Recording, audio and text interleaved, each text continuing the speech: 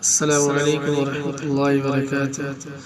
آج ہم سیکھیں گے دنیا و آخرت کے کاموں پر کفایت کا نویں نسخہ، یعنی اس دعا کو پڑھنے سے ہمارے دنیا اور آخرت کے دونوں جہاں کے کام بنیں گے، چاہے ہم اس کو سچے دل سے پڑھیں یا جھوٹے دل سے۔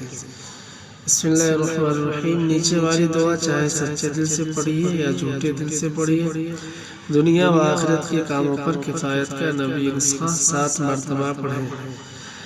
اعوذ باللہ من الشیطان الرجیم، بسم اللہ الرحمن الرحیم۔ حسبی اللہ لا الہ الا ہو، حسبی اللہ لا الہ الا ہو، علیہ توکلت وہو رب العرش العظیم، وہو رب العرش العظیم۔ ترجمہ: اللہ تعالیٰ ہی مجھے کافی ہے، اس کے علاوہ کوئی عبادت کے لائق نہیں ہے، اسی پر میں نے بھروسہ کیا اور وہ عظیم عرش کا مالک ہے۔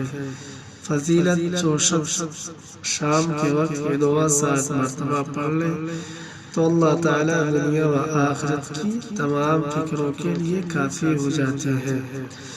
مذکورہ دعا چاہے سچے دل سے پڑھیے یا جھوٹے دل سے پڑھیے، پریشانی دور ہوگی۔